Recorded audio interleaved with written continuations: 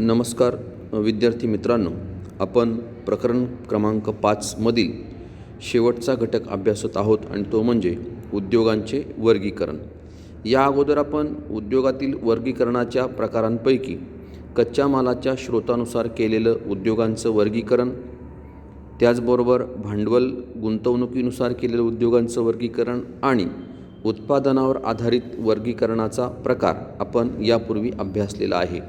आणि आज आपण या प्रकरणातील शेवटचा घटक तो म्हणजे मालकीवर आधारित उद्योगांचे वर्गीकरण हा घटक आज आपण अभ्यासणार आहोत.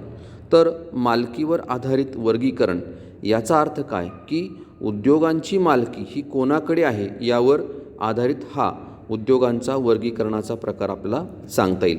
म्हणजे उद्योगांची मालकी ही कोणाकडे आहे त्यावर आधारित हा वर्गीकरणाचा भाग आपल्याला या ठिकाणी सांगता येईल.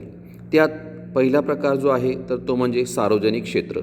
मग उद्योगांची मालकी ही कोणाकडे आहे त्यावर आधारित हा प्रकार आपण अभ्यासतो आहोत. तर सार्वजनिक क्षेत्र याचा अर्थ असा की उद्योगांची मालकी ही केंद्र किंवा राज्य शासनाची असते, त्याला सार्वजनिक क्षेत्रातील उद्योग असं म्हटलं जात असतं. सरकारी यंत्रणेच्या माध्यमातून सरकार सर्व प्रकारची गुंतवणूक आणि त्याचं जे उत्पादन तयार होतं तर त्या उत्पादित मालाचं विपणन देखील करत असतं. म्हणजे सार्वजनिक क्षेत्रातील उद्योग याचा अर्थ काय की ज्या उद्योगांची मालकी ही केंद्र शासन आणि राज्य शासनाची असते, म्हणजे केंद्र सरकार त्याचबरोबर राज्य सरकारच्या मालकीची असते, त्यांना आपण सार्वजनिक क्षेत्रातील उद्योग त्याचबरोबर सार्वजनिक क्षेत्रातील उद्योग असं देखील संबोधत असतो. मग या उद्योगामध्ये जे काही भांडवल लागतं तर त्या भांडवलाची गुंतवणूक देखील शासनाच्या माध्यमातून ही केली जात असते, सरकारी यंत्रणेच्या माध्यमातून केली जात असते आणि त्यातून तयार होणारं जे उत्पादन आहे तर त्या उत्पादनाची देखील विपणनाची प्रक्रिया जी आहे ही शासनाच्या माध्यमातून म्हणजे सरकारच्याच माध्यमातून केली जात असते. आपल्या पुस्तकामध्ये एक उदाहरण दिलं आहे की असं कोणतं क्षेत्र आहे सार्वजनिक क्षेत्र की ज्याची मालकी शासनाची आहे त्याचबरोबर राज्य शासनाची आहे. तर भारत हेवी इलेक्ट्रिकल लिमिटेड, त्यालाच इंग्रजीमध्ये भेल असं संक्षिप्त स्वरूपामध्ये म्हटलं जात असतं. या व्यतिरिक्त देखील आपल्याला काही सार्वजनिक क्षेत्रातील उद्योग जे आहेत तर ते या ठिकाणी स्पष्ट करता येतील. त्यामध्ये भेलनंतर दुसरं आहे बेल, भारत इलेक्ट्रिक्स लिमिटेड, त्याचबरोबर HAL की HAL हे देखील एक सार्वजनिक क्षेत्रातील उद्योग क्षेत्र आहे की जे आपल्या नाशिक जिल्ह्यामध्ये देखील ओझर या ठिकाणी आहे. हिंदुस्तान एरोनॉटिक्स लिमिटेड की ज्या ठिकाणी विमानांची निर्मिती ही केली जात असते.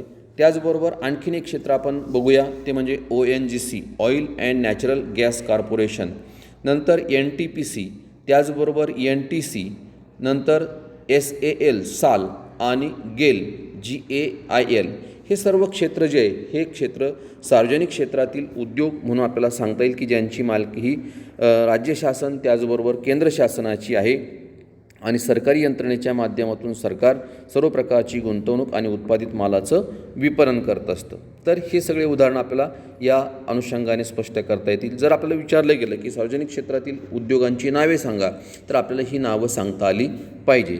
त्यानंतर दुसरा उद्योग आहे मालकीवर आधारित जे क्षेत्र आहे तर ते म्हणजे खाजगी क्षेत्र. तर खाजगी क्षेत्र याचा अर्थ काय किंवा खाजगी क्षेत्र म्हणजे काय तर खाजगी क्षेत्रातील उद्योगांची मालकी ही वैयक्तिकरित्या खाजगी अथवा भागीदारीतील किंवा स्वतंत्र स्वरूपामध्ये असते. बघा की खाजगी क्षेत्रामधील उद्योगांची मालकी खाजगी व्यक्तीची असते किंवा दोन व्यक्ती एकत्र येऊन देखील अशा प्रकारचा उद्योग जो आहे तो भागीदारी स्वरूपामध्ये किंवा स्वतंत्र स्वरूपामध्ये देखील सुरू करत असतात. आणि तयार उत्पादन जे आहे हे ज्याच्या मालकीचे असते आणि ज्याने सर्व भांडवलाची गुंतवणूक केलेली असते, उत्पादनातील नफा देखील त्याचाच असतो. म्हणजे ज्याने उद्योग सुरू केलेला आहे, उद्योगासाठी भांडवलाची गुंतवणूक केलेली आहे तर त्यालाच त्या उद्योगातील नफा असेल अथवा तोटा असेल तो सहन करावा लागतो किंवा नफा देखील त्यालाच हा मिळत असतो. मग असं कोणतं क्षेत्र आहे खाजगी क्षेत्र तर त्यामध्ये आपल्याला सांगता येईल की टाटा लोह पोलाद उद्योग टिस्को, त्याला संक्षिप्त स्वरूप त्याचं आहे. तर अशा रीतीने खाजगी क्षेत्राचं हे एक आपल्याला उदाहरण इथे स्पष्ट करता येईल. नंतर तिसरा प्रकार आपल्याला सांगता येईल तो म्हणजे संयुक्त क्षेत्र. तर संयुक्त क्षेत्र याचा अर्थ काय किंवा संयुक्त क्षेत्रातील उद्योग म्हणजे काय तर दोन सरकारी संस्था किंवा व्यक्ती अथवा सरकारी किंवा खाजगी संस्था यांनी संयुक्तरित्या चालवलेल्या उद्योगांचा यामध्ये समावेश हा होत असतो. म्हणजे दोन सरकारी संस्था असतील त्या एकत्र येऊन अशा प्रकारचं एक संयुक्त क्षेत्र तयार होतं किंवा संयुक्त क्षेत्रातील उद्योगांची निर्मिती होते, किंवा सरकार असेल अथवा व्यक्ती असेल यांच्या माध्यमातून देखील उद्योगांची उभारणी केली जाते. सरकारी किंवा खाजगी संस्था असतील यांच्या माध्यमातून देखील संयुक्तरित्या काही उद्योग हे चालवले जात असतात आणि या माध्यमातून उद्योगांचा विकास हा होत असतो. मग या उद्योगांसाठी लागणारी काही रक्कम जी असेल म्हणजे भांडवल आपण त्याला म्हणूया, तर गुंतवणुकीची रक्कम ही दोघांच्या पद्धतीने ही ठरवली जात असते आणि त्याचबरोबर त्यातून निर्माण होणारा जो काही नफा असेल किंवा होणारा जो नफा असेल तर नफ्याचा वाटा हा दोन्ही बाजूच्या सहभागाच्या प्रमाणावरती अवलंबून असतो. म्हणजे शासनाने त्याचा किती हिस्सा गुंतवलेला आहे, त्याचबरोबर खाजगी व्यक्तीने किती हिस्सा गुंतवलेला आहे, तर त्या गुंतवणुकीवरती त्यातील नफा वाटप हा ठरवला जात असतो. अशा या संयुक्त क्षेत्रामध्ये आपल्याला उदाहरण सांगता येईल की Maharashtra natural gas limited MNGL हे जे क्षेत्र आहे किंवा हे जे उद्योगाचं क्षेत्र आहे हे संयुक्तिकरित्या हे चालवलं जात असतं. त्यानंतर आपण पुढचा प्रकार बघूया, तो म्हणजे सहकारी क्षेत्र. तर सहकारी क्षेत्र याचा अर्थ काय की हा जो उद्योग आहे, सहकार क्षेत्रातील जे उद्योग आहेत, तर हे सहकार क्षेत्रातील उद्योग अनेकांच्या गटाने मिळून उभारलेल्या रकमेद्वारे सहकारी तत्वावर चालवला जात असतो. की बघा की सहकार क्षेत्र जे आहे तर सहकार क्षेत्रामध्ये कोणत्याही एका व्यक्तीची मालकी ही त्या उद्योगामध्ये नसते.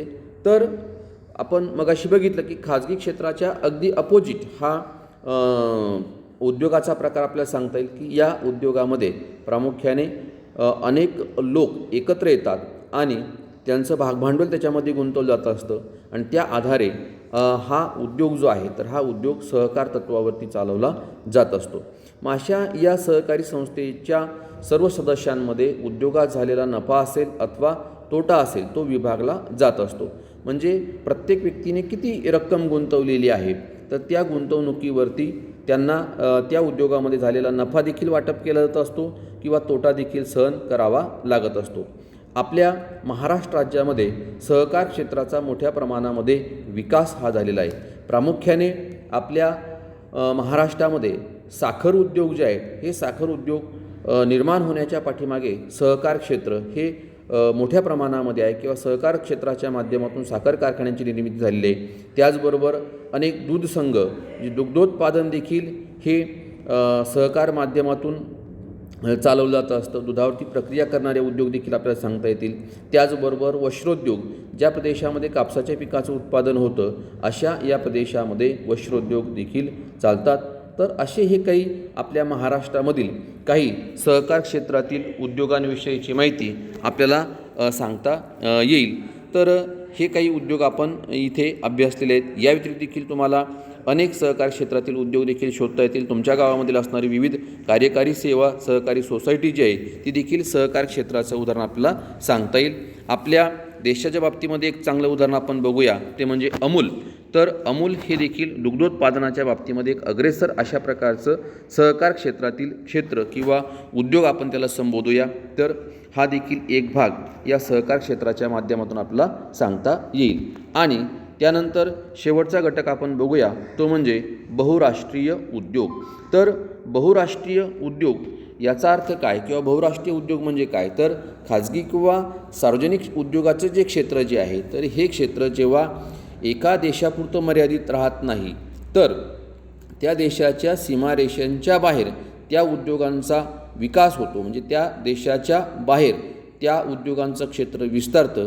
तेव्हा असे जे उद्योग असतात तर त्या उद्योगांना बहुराष्ट्रीय उद्योग म्हणून संबोधलं जात असतं. म्हणजे त्याचं क्षेत्र हे एका देशापुरतं मर्यादित राहत नाही तर जगातील वेगवेगळ्या देशांमध्ये ते विस्तारतं, म्हणून त्याला बहुराष्ट्रीय उद्योग असं म्हटलं जात असतं.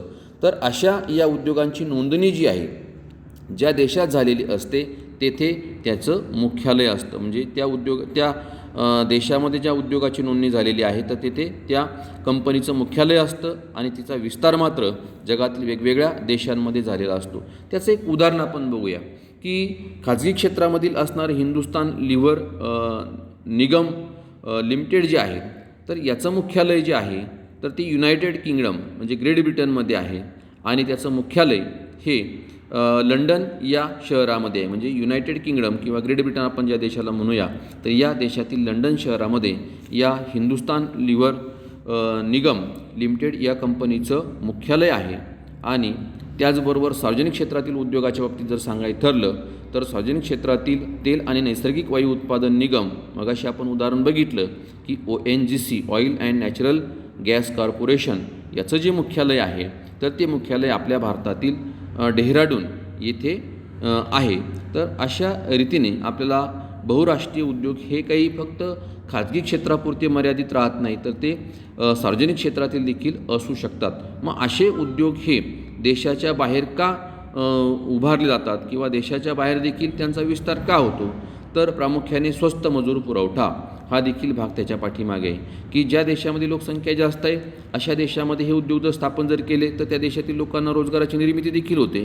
त्याचबरोबर त्या माध्यमातून लोकसंख्या जास्त असल्यामुळे स्वस्त दरामध्ये मजूर पुरवठा देखील उपलब्ध होतो. त्याचबरोबर तांत्रिक कुशलता, की जगातील काही देशांमध्ये तांत्रिक ज्ञानाच्या बाबतीमध्ये कामगार पुरवठा मोठ्या प्रमाणामध्ये, परंतु ते जर विकसित देशात जर आले तर त्यांना विविध प्रकारच्या सुविधा द्याव्या लागतात. परंतु त्यांच्या देशात जर समजा अशा प्रकारचे उद्योग जर उभारले तर त्यांच्या तांत्रिक ज्ञानाचा उपयोग अशा प्रकारच्या बहुराष्ट्रीय कंपन्यांना करता येऊ शकतो. उत्पादन खर्चातील वजावट, स्थानिक देशामध्ये जर कच्च्या मालाची उपलब्धता जर असेल तर जगातील दुसऱ्या देशामध्ये त्याची वाहतूक करण्याची आवश्यकता भासत नाही. त्यांच्या देशामध्ये उत्पादनावरती प्रक्रिया केली जाते. साहजिकच उत्पादन खर्चातील वजावट हा देखील घटक या ठिकाणी विचारात घेतला जात असतो बहुराष्ट्रीय उद्योग स्थापनेच्या पाठीमागे.